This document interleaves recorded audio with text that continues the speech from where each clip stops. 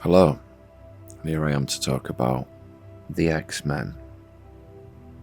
Now, I remember when the first movie came out in 2000, and it was so welcomed to see new characters being brought to the big screen and done in the best translation that they could do. They ditched the stupid costumes and gave it a more realistic turn and created a world that is still going now. We still have Wolverine in 2024 appearing in a Deadpool movie. Like, that is the impact that this franchise had on the world. Did it get overshadowed by the MCU? Yes, and we'll talk about that. But in 2000, this started something big. So I'm going to go from worst to best. So, to begin with, my least favourite X-Men movie or X-Men related movie is X-Men Apocalypse. This is brought to you by Bryan Singer, the guy that brought you the first X-Men, the second X-Men, and X-Men Days of Future Past. But something drastic happens in this with the quality and the heart and stuff going on behind the scenes. The special effects are so poor in this film that you cannot believe what you are watching. What you saw in X-Men Days of Future Past, forget about all that, because this is now this cheap, awful, badly designed travesty of a follow-up to that. We're introduced to Oscar Isaac as Apocalypse, this painted man. Like, the makeup design on this guy is awful, like so bad. And we're focusing now on the younger cast, as in the Days of Future Past film was the passing of the torch, and this is now like we've got the younger cast in this. The problem with it is it's rinse, cycle, repeat. We have more Magneto lifting big things using by the end of the third act and so on, and he has no loyalty. You can't work out which side he's on. You know that he's a good man. All of this plays a factor in we are bored. We've seen all this in First Class, and we've seen all this in Days of Future Past. Them picking up more metal as the final act is crap. So I'm putting that one there. People will say that's not the worst one. X-Men Dark Phoenix is, because that's my next one. This tries to do something different and feels somewhat different. The only problem is nobody cared when this came out. Everybody knew that the X-Men was over because Disney had bought 20th Century Fox. Their run was done, but they were contractually obliged to make another film, I believe, because that's what it feels like. There's no passion in this film, but there's more passion than there was in the last one, Apocalypse. That just really dropped the ball for me. Sorry to bring it back up, but yeah, I just didn't like it. And I don't care if there's a cameo of Hugh Jackman in all of these or whatever. Like, I need more than that. And if you're going to employ somebody who doesn't want to be painted blue to be a mistake, get rid of her. Get rid of her, because she's in a position where millions of actors and actresses would love to have been a part of. But yeah, you can see that, like, I don't want to be in the makeup chair. And it shows. Like, she's more human in this than she is in any of the others. So does Dark Phoenix feel tired and exhausted? Yeah, it really, really does. It's dead in the water by this point. Or so we believe. Which leads me to my next one, which is the very disappointing sequel, X-Men 3: The Last Stand. After the phenomenal journey we'd been on in part 1 and 2, we get a director switch, and we get Brett Ratner doing his own stamp on the X-Men franchise that we'd just grown to love. We're accepted in it now. We want it. We want more. We want to see more. We want to spend our money on it. And what we lose here is the flow of the first two movies. And it shows. We lose Cyclops very early on, as in, like, he's too committed to being in Superman Returns to be in this, so let's kill him off. We get the most ugly version of Jean Grey and the Dark Phoenix that comes out of her. She becomes just literally a puppet for whatever's inside her. We don't really see any acting from her, besides her doing her thing and destroying everything. So we lose her. We lose Patrick Stewart as Xavier. We lose half an hour of runtime as well. Like, this film is so short, and I don't care what's thrown at me in this film. The stakes are what? Oh, that's right, Magneto again. How wonderful, what a rogues gallery X-Men must have to keep using Magneto. So yeah, X-Men The Last Stand goes here. Next for me, and people will argue at this point, and this is from my rewatchability, is the Wolverine.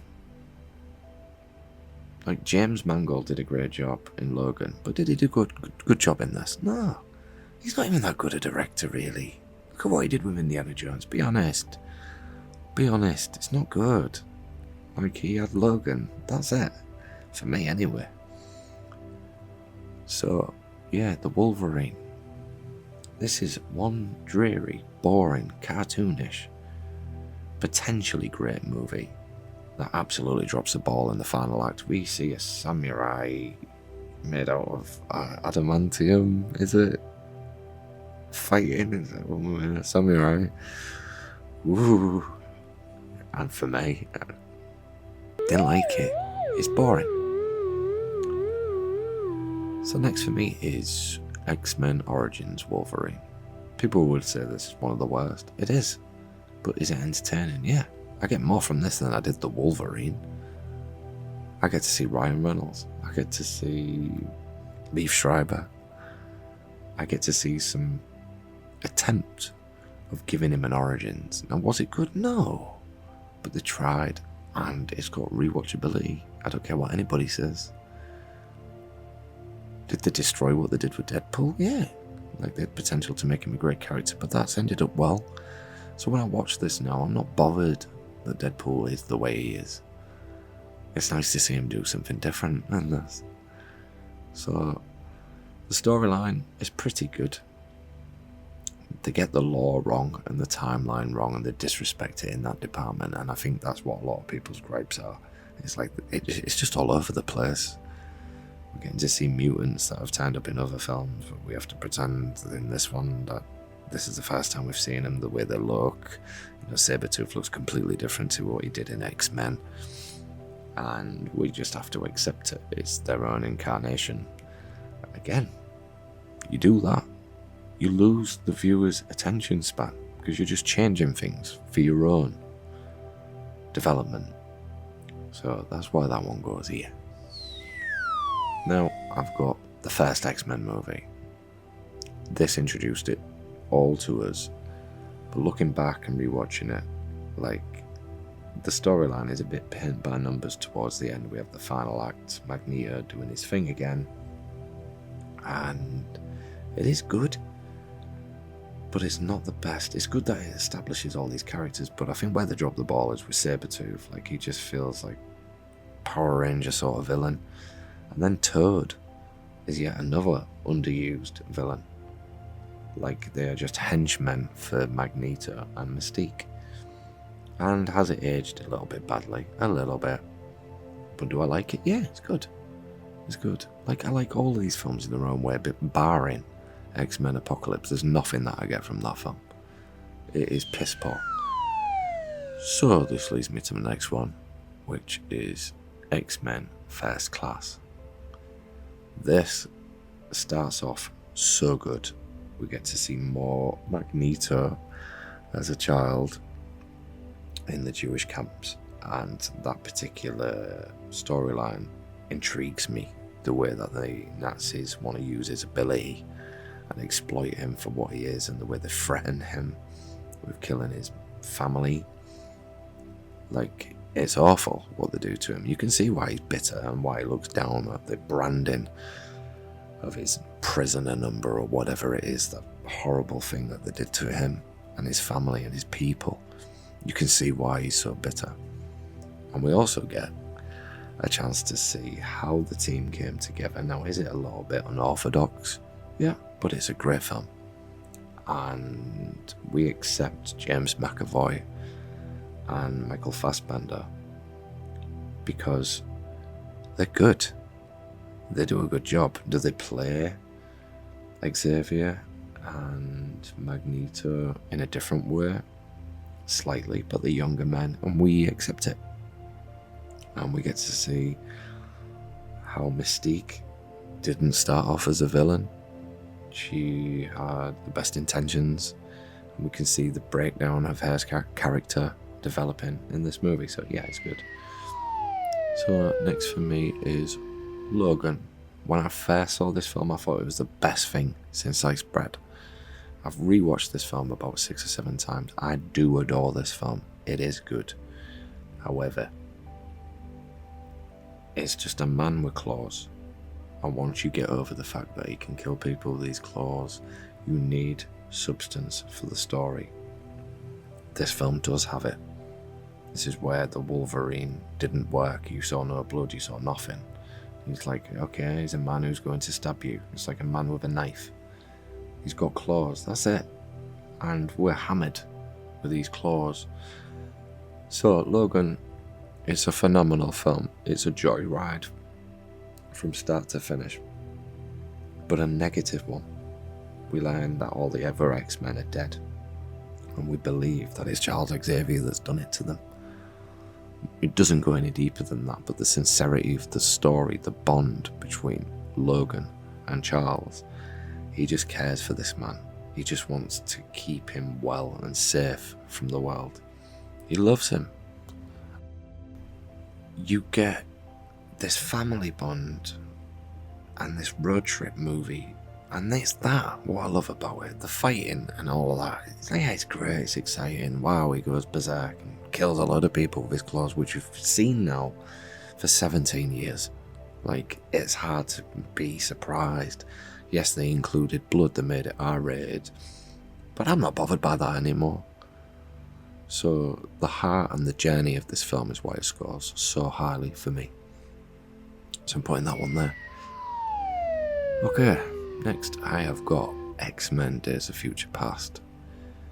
This was fantastic. Like, I remember going to see this, and they're going to bridge the 2 timelines together using Wolverine by going into the past. It starts off amazing. The Sentinels are destroying the X-Men in what seems to be present time, or the future. I'm not sure, but it's definitely not the past. And the fact they're all working together to try and stop the Sentinels from erasing them. Like, the world is just destroyed. And they send Wolverine into the past to try and stop the Sentinels from ever existing. And it's brilliant. Like, Hugh Jackman's at his peak in this film. Like, you cannot make him look any bigger, buffer, more handsome than he is in this film. Like, this is his absolute peak. And it shows. He's golden on the screen. Again, he's at the forefront of carrying this film. And it's like, you're going to do another Wolverine-led storyline? Brilliant. I'll have more of that. Why not? But there's an energy about this film. The only thing that lets this film down is it feels like a very tight, closed studio in the future scenes. So when you can see Patrick Stewart, Magneto, it feels like it was done in a shoebox, and it feels like it was done for TV. The rest of the film is cinematic, but these parts, the sets and the designs, it doesn't feel quite right. But the rest of the film is terrific. Like, I've never seen anything where it bridges a timeline like this so well. Which leads me to my final one, which is X2, X-Men 2, whatever you want to call it. This, from the get-go, starting right out the gates, we're introduced to Nightcrawler zipping around in the White House, And I remember at the time, everybody was buzzing about this film. Like, how the hell did they do this? This carries on from part 1 beautifully. We get to see an acceptance of Logan now at the school. They're a good team, they're working well together. However, we have a thorn in our side, which is Stryker. And he wants to get rid of the mutants using Charles Xavier's cerebro, using his own child, because he's bitter that his child has the same mutant power that Charles had. From start to finish, this is great. We get emotional journeys in this film from all these characters, this ensemble of X-Men. We've got a big team in this, and they've got to include every character that they possibly can, because this is not like a Spider-Man film where we're just following one person. This is a team, and when you don't give them enough screen time, this will anger the fans and the audiences, and they do it beautifully in this. The way that Jean Grey gives her life for the team, like the way it ends, the emotion that you feel from Hugh Jackman and from James Marsden, they both love her. And even Charles Xavier is absolutely devastated how she's been extinguished, because he knows the potential she had. And we're left with the Phoenix at the end, and it's just beautiful, man. Like, if you're going to watch any of these films, like, watch part 1, 2, and the ones I think I've said that are good. So if you agree with that, that's wonderful. Like, subscribe, whatever it is that you have to do, just do it, and it'll help me out. Thank you.